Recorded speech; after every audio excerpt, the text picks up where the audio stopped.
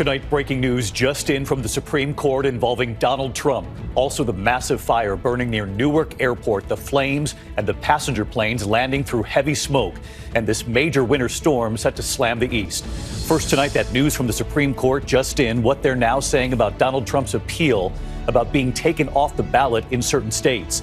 And the Supreme Court tonight on another major case. Can a state make it a crime to perform or assist in an abortion in an emergency situation? Jon Karl standing by. This major winter storm at this hour, snow alerts from Georgia all the way up through New York and Boston. The dangerous mix, ice, snow, rain, and damaging winds. What will New York City see after 690 days without snow? Rob Marciano times it out. Tonight outside New York, the passenger planes landing in that heavy smoke, this massive fire erupting near Newark Airport at an industrial complex. First responders on the scene. Trevor Ault is there. President Biden today and the first major speech of his re-election campaign, making the case that he says Donald Trump is a threat to our democracy. Rachel Scott reporting. Tonight, the head of the NRA resigning just days before the start of his civil corruption trial. The deadly high school shooting in Perry, Iowa. We now learn about the sixth grader who was lost. And what we're learning about what the principal who was shot, what he did to try to save as many children as possible. Tonight, the actor and his two young daughters killed in a plane crash. The case that made national headlines, the daughter abused by her mother, put on a feeding tube and in a wheelchair that she didn't need. That daughter then convicted of killing her mother. Tonight, Deborah Roberts with the interview, the daughter just out of prison and what she wants everyone to know. There is also news just coming in on singer Michael Bolton tonight. And we remember the star from one of the biggest cop shows of the 1970s and his famous song. You'll know it. From ABC News World Headquarters in New York, this is World News Tonight with David Muir. Good evening on this Friday. We do begin tonight with several breaking stories. This major winter storm set to slam the east. Also, the massive fire, passenger planes landing through smoke at Newark Airport. But first tonight, the breaking news from the Supreme Court, an historic announcement that justices to hear former President Trump's appeal after Colorado Supreme Court decided he should be off the ballot because of January 6th. The Supreme Court late today saying they will not only hear the case, they will do so relatively quickly when it comes to the court's calendar. The justices agreeing to hear arguments on February 8th. Just 1 month from now, suggesting they could decide on this before Super Tuesday, before voters in Colorado join so many other states in voting during this primary. Jon Karl leading us off tonight. Tonight, an historic announcement from the Supreme Court with sweeping implications for the 2024 election. The justices revealing they will take up the case of whether Donald Trump can be banned from the ballot in Colorado for engaging in insurrection against the United States on January 6th. The court putting the case on an extraordinarily fast track, hearing arguments on February 8th, just over a month from now. A ruling expected shortly thereafter, perhaps in time for Super Tuesday. The Colorado Supreme Court banned Trump from the primary ballot there, citing the 14th Amendment, which prohibits any officer of the United States who swore an oath to the Constitution and engaged in insurrection from holding office. Whatever the High Court decides could have an impact far beyond Colorado. There have been similar efforts to keep Trump off the ballot in more than 30 states. Jon Karl, who's been reporting on this every step of the way. So the court will hear Donald Trump's appeal. Of course, this is significant. But also, John, there's also news from the court tonight involving abortion. And at issue here is whether a state can make it a crime to actually perform or assist in an abortion in an emergency situation. And what has the court signaled tonight? David, the Supreme Court has temporarily reinstated a near total ban on abortions in the state of Idaho, even in the case of medical emergency. Parts of the ban had been blocked by a federal judge because it includes no exceptions for the life of the mother. The Supreme Court says it will hear an appeal on this case in April, with another potentially landmark abortion ruling coming from the Supreme Court by the end of June. David? Jon Karl on both breaking headlines tonight. John, thank you. We turn now to the other major stories this Friday night in this significant winter storm that will make traveling treacherous. Snow, ice, heavy rain, and damaging winds hitting the east. Washington, D.C., up through New York City to Boston. In fact, at this hour, 15 states now under winter storm alerts from Georgia all the way up to Maine. Dangerous conditions on I-49 south of Fayetteville, Arkansas right here. Multiple semi-trucks jackknifing on an icy overpass. Also, look at this, whiteout conditions in Wichita, Kansas from this already. And of course, the system now heading to the northeast. Here's Rob Marciano tonight. Tonight, that massive cross-country storm taking aim at millions in the Northeast is now hampering the Heartland with heavy snow and ice. On Interstate 49 south of Fayetteville, Arkansas, tractor-trailers struggling to gain control in nearly 4 inches of snow, slamming into one another on icy overpasses. Traffic backed up for miles. We started slipping and sliding, slowed down to about 20 miles an hour, and then made it past the tunnel, and then that was it. In Wichita, Kansas, cars slipping and sliding on interstate during the morning commute. We are slammed with calls. I was talking to dispatch a while ago, and the phones just keep blowing up. One woman reported seriously injured on Interstate 70. Schools in the area closed. The system now headed for the northeast, where some inland areas could expect up to a foot of snow. The biggest snowstorm for many in years, from New York to Boston. All right, so let's get right back to Rob with us again tonight. Time it out for us.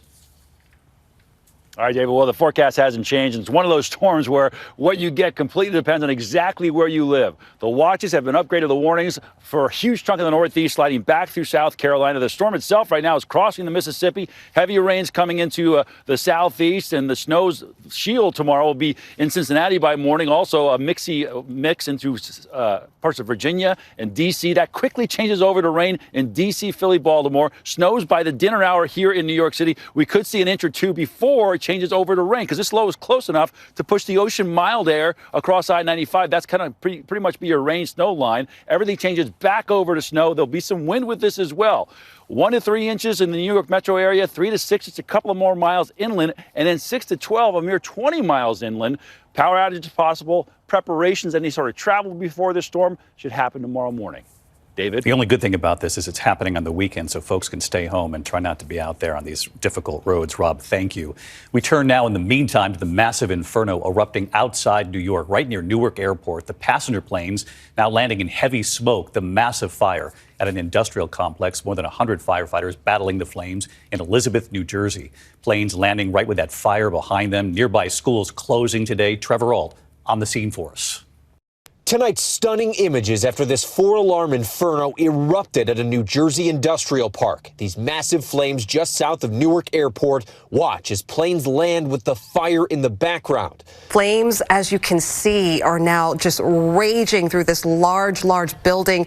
More than 100 firefighters facing cold temperatures and icy conditions, battling the blaze as it spread across 5 different manufacturing and warehouse buildings. The massive plume of smoke visible from miles away. All these hours later, we still have tons of crews here working to get this fire under control. You see the massive portion of the roof that gave way in the heat of these flames. Multiple nearby schools delaying or even canceling classes, fearing hazardous air quality. Tonight, officials assuring the public it's safe. We are not calling the fire contained, but we are hoping there will be no more extension of the fire. And David, this fire is still burning tonight. Officials say firefighters could easily be kept on scene here through the weekend.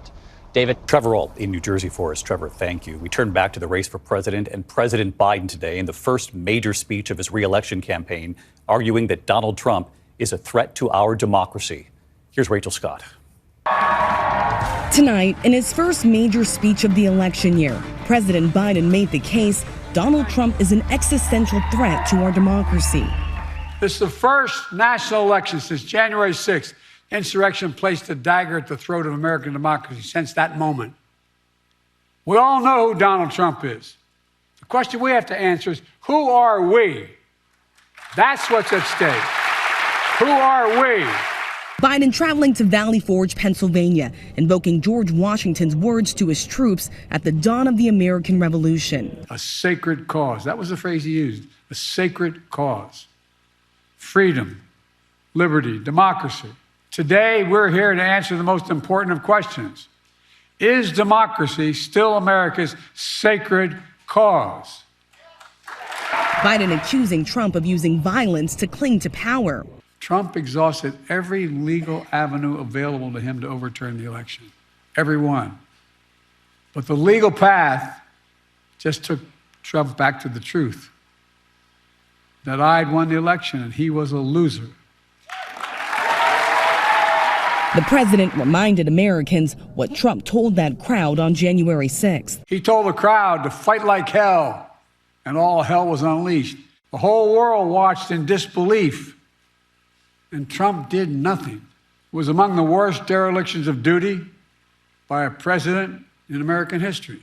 The president warning if Trump wins re-election, the worst could be yet to come. Trump's not concerned about your future, I promise you. Trump is now promising a full-scale campaign of revenge and retribution, his words, for some years to come. Donald Trump responding to President Biden's speech tonight, calling it pathetic and fear-mongering, still pushing those false claims about the 2020 election. The former president is now on a swing throughout Iowa, but the caucus just 10 days away, David. 10 days until Iowa. Rachel, thank you. Here in New York, closing arguments set for next week in the civil financial corruption case against former President Trump. And tonight, New York's Attorney General Letitia James is now asking the judge to fine Trump and his business more than $370 million. And arguing that Trump should be permanently banned from real estate in New York. Here's Aaron Katursky. Tonight, New York Attorney General Letitia James upping the ante, asking a judge to fine Donald Trump, his eldest sons, and his business nearly $400 million, and to impose a lifetime ban on Trump from New York real estate, the industry that helped propel him to the White House. James writing in a court filing, defendants reaped hundreds of millions of dollars in ill-gotten gains through their unlawful conduct that she said supports a payment of $370 million plus interest, a dramatic increase from the original amount of $250 million. The judge has already determined Trump overvalued his assets by as much as $2.2 billion. James said the myriad deceptive schemes they employed to inflate asset values and conceal facts were so outrageous that they belie innocent explanation. On the campaign trail, Trump has blasted the case. I built a tremendous company. You actually got to see that with this fake trial I have going on in New York. Defense lawyers said in a court filing the New York Attorney General introduced no evidence that anyone relied on any alleged misrepresentation and or that anyone was injured. The Attorney General has argued, David, that if ordinary Americans can't inflate the value of their homes and their net worth to get a loan or insurance, then Trump shouldn't be allowed to either. Trump responding tonight on social media. This is prosecutorial misconduct. David? Aaron Katursky tonight. Thanks, Aaron. Tonight, the longtime head of the NRA, the National Rifle Association, Wayne LaPierre, has resigned just days before the start of a civil corruption trial.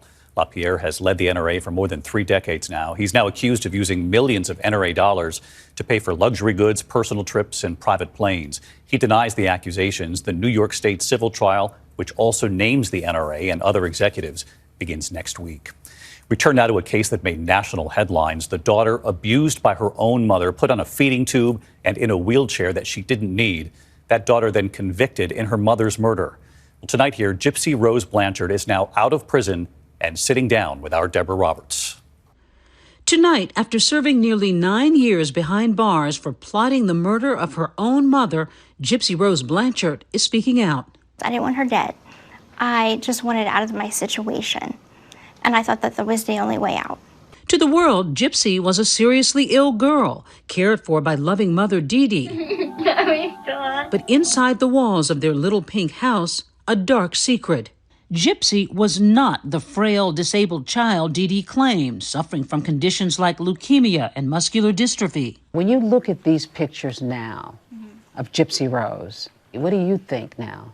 I don't even associate with that little girl anymore. Gypsy was a victim of her mother's psychological disorder, Munchausen syndrome by proxy, in which parents seek sympathy through the exaggerated or made-up illnesses of their children. Dee Dee subjecting her daughter to unnecessary surgeries, a feeding tube, life in a wheelchair. By 2015, Gypsy says she'd reached a breaking point, orchestrating her mother's brutal stabbing death with her online boyfriend. Later, pleading guilty to second-degree murder. Now, she is free. Hey everyone, this is Gypsy. I'm finally free. The public fascination with her story only growing. Do you feel any conflict with that? You've got fame, even though you participated in a murder? Of course I feel conflicted. Fame is not what I'm looking for. Blanchard is stepping into an untested world of complete freedom, fame, and intense media attention. It all could prove pretty complicated for her to navigate. David? Deborah Roberts with us tonight. Deborah, thank you. Deb, I'll see you later tonight for 2020. And of course, 2020, by the way, will stay on this particular story as well. Deb will have much more in the coming months on this. There's also news tonight involving U.S. Defense Secretary Lloyd Austin. Late today, the Pentagon revealing that Secretary Austin has been in the hospital since Monday night, admitted to Walter Reed following complications, they say, from a recent medical procedure. They say he is recovering and expected to resume full duties. Austin and President Biden authorizing this week's airstrike in Baghdad before he was hospitalized. To the economy, and tonight the surprising new jobs report showing the economy ending 2023 on a strong note. 216,000 new jobs added in December. That's better than expected. Unemployment unchanged at 3.7%. The report also showing wages rising 4.1% in the last year. When we come back on this very busy Friday night, the actor and his two young daughters killed in a plane crash. And we remember tonight the star of a TV classic, and you'll remember his hit song. Tonight, we're learning more about the deadly school shooting in Perry, Iowa. Principal Dan Marburger, who was shot multiple times, he's in critical condition tonight. Authorities revealing today that the principal placed himself in harm's way, distracting the gunman to try to give students time to escape. Police say the suspect, 17-year-old Dylan Butler, a student at the school, opened fire, killing a sixth grader. And we've learned the sixth grader is 11-year-old Amir Jolliffe, shot 3 times. He also shot several other people. The suspect, 7 people actually wounded in this shooting. Tonight, we're learning about a deadly plane crash in the Caribbean, killing actor Christian Oliver, his 2 young daughters, and the pilot. They were flying from St. Vincent to St. Lucia when the plane made a nosedive into the water just after takeoff. Oliver is best known for his roles in Speed Racer and the latest Indiana Jones movie. When we come back here tonight, the news just coming in about singer Michael Bolton and why he says he just underwent immediate surgery. To the index of other news tonight, and we're just learning that singer Michael Bolton has been diagnosed with a brain tumor. He says he just underwent immediate surgery right before the holidays. He says the surgery was a success. He says he'll be breaking from touring to recover, and we wish them the very best, of course. When we come back here tonight, remembering the star of a classic cop show, and you'll remember his hit song. Finally tonight here, remembering one half of the popular crime-fighting duo Starsky and Hutch. Actor David Soul has died. They were the hugely popular crime-fighting duo Starsky and Hutch. I'm Hutch. He's Starsky. David Soul played Detective Kenneth Hutchinson, Hutch. Paul Michael Glaser played Detective Dave Starsky. Tell me where my partner's being held. Debuting in 1975, both becoming instant stars. Backing each other up, corroborating evidence, that's all hogwash. That was all a front just to get rid of the girl. It fits. It all fits. David Soul was born in Chicago in 1943, beginning his career as a folk singer. His breakout role opposite Clint Eastwood in Magnum Force. There simply is no other way, Inspector. You, of all people, should understand that. The role would help cast him in Starsky and Hutch. That red Ford Gran Torino with the white stripe. Paul Michael Glaser, who played Starsky, often talking of their lifelong bond. We're joined in this destiny. We're joined to do the best we could possibly do. And David Soul on his bond with his TV co-stars. What you see in the eyes of two people, what you feel when you're around them, you know. And there was a lot of trust here and here. Along the way, releasing a hit single in 1976, Don't Give Up on Us. Don't give up on us, baby. Lord knows we've come this far. Can't we stay the way we are? We learned today that David Soul died surrounded by his family at the age of 80. His wife, Helen Snell, saying he shared many extraordinary gifts in the world as actor, singer, storyteller, creative artist, and dear friend. His smile, laughter, and passion for life will be remembered. And it's still us. Tonight, David Soul, in his own words. If you're going to do something you love doing, obviously the hard times are what makes you, give you the mettle to go on, you know. There were some hard times, but you look back at them as happy times and times of value, enrichment. Celebrating David Soul tonight. I'm David Muir. We'll see you later for 2020, 9 p.m. Eastern. Good night. Thank you for making World News Tonight with David Muir, America's most watched newscast.